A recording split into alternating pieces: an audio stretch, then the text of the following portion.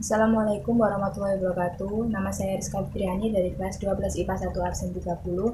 Pada video kali ini saya akan melakukan percobaan untuk ujian praktik kimia. Percobaan tersebut berjudul pengaruh jenis buah pada besarnya potensial sel. Tujuan dari percobaan ini adalah 1.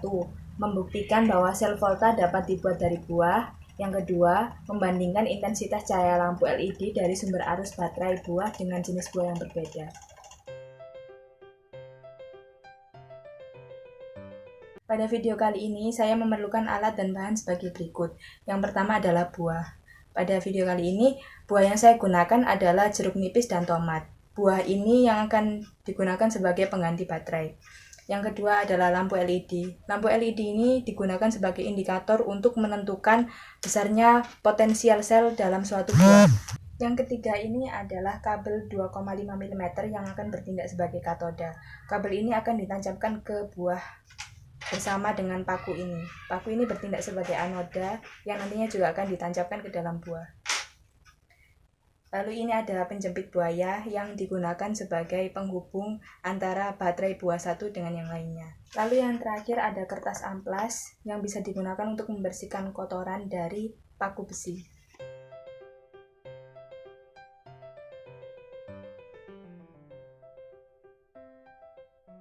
Langsung saja ke langkah-langkahnya. Yang pertama adalah bersihkan paku dari kotoran dengan menggunakan amplas.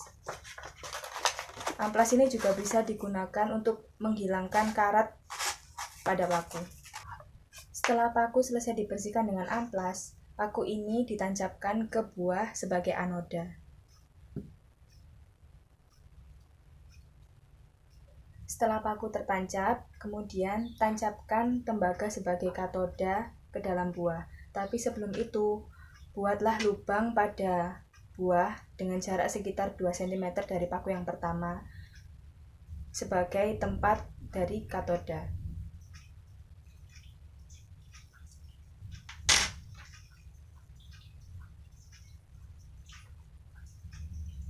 Ulangi langkah-langkah ini ke buah-buah yang lain sehingga nantinya akan terbentuk rangkaian listrik sederhana dengan baterai buah. Setelah semua buah ditancapkan katoda dan anoda, kemudian hubungkan buah satu dengan yang lainnya menggunakan penjepit buaya.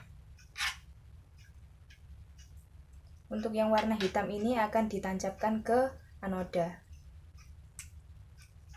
Lalu untuk yang merah ditancapkan ke tembaga dari baterai buah lain. Jadinya akan seperti ini. Lanjutkan dengan menghubungkan penjepit buaya yang lainnya ke baterai buah sisanya. Setelah 4 baterai buah ini tersambung dalam satu rangkaian menggunakan penjepit buaya, langkah selanjutnya adalah menghubungkan sisi dari penjepit buaya yang tidak menancap pada katoda maupun anoda ke kaki lampu LED. Untuk yang sisi berwarna merah ditancapkan ke LED yang pendek. Lalu untuk yang berwarna hitam ditancapkan ke kaki LED yang panjang.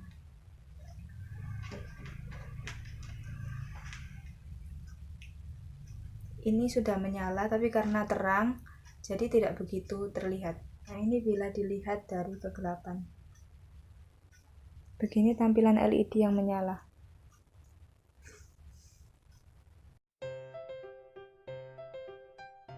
Untuk percobaan selanjutnya, digunakan tomat sebagai pengganti baterai. Langkah-langkahnya sama seperti percobaan pada jeruk nipis tadi, yaitu dengan menancapkan paku dan juga tembaga pada buah terlebih dahulu.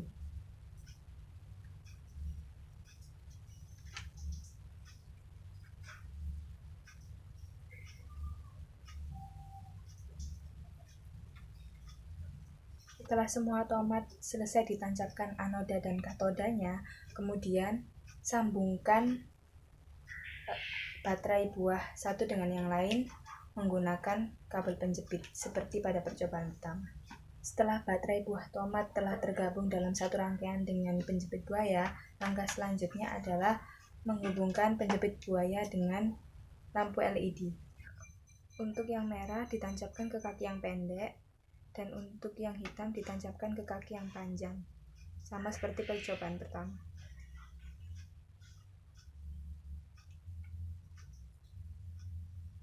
Seperti inilah nyala lampu LED saat ditancapkan ke baterai yang dibuat dari tomat.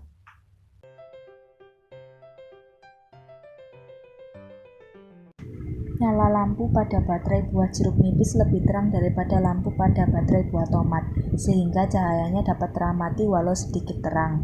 Sedangkan lampu baterai buah tomat harus ada pada kondisi benar-benar gelap agar dapat teramati cahayanya.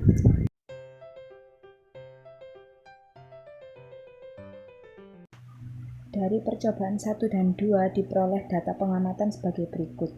Jeruk nipis dapat membuat lampu LED menyala terang, tetapi tidak bisa dikategorikan sangat terang sehingga hanya disimbolkan dengan tanda plus 3. Sedangkan tomat dapat membuat lampu LED menyala, tetapi kecerahannya 2 tingkat di bawah nyala lampu jeruk nipis, sehingga disimbolkan dengan tanda plus 1.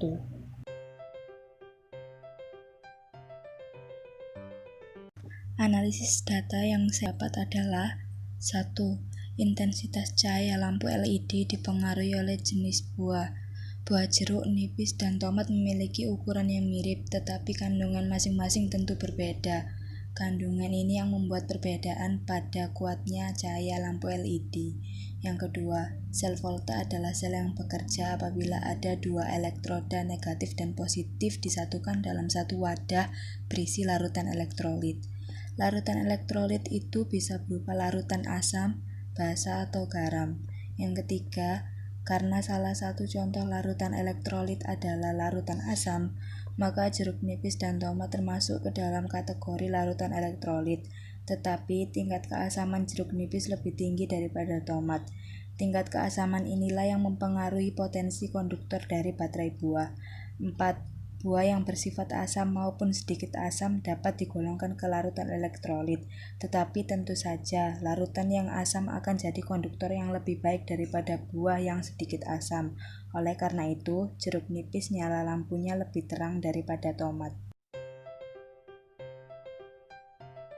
Dari percobaan membuat sel volta dengan baterai buah, ternyata dapat disimpulkan bahwa jenis buah dapat mempengaruhi kuatnya nyala lampu LED. Hal ini dikarenakan karena tiap jenis buah memiliki keelektrolitan yang berbeda. Dengan ini, jeruk nipis memiliki keelektrolitan yang lebih tinggi daripada tomat karena rasanya yang lebih asam sehingga elektron dalam jeruk nipis tersebut lebih banyak daripada tomat. Sekian percobaan yang telah saya lakukan. Terima kasih atas perhatiannya. Mohon maaf apabila ada kesalahan dan kekurangan. Wassalamualaikum warahmatullahi wabarakatuh.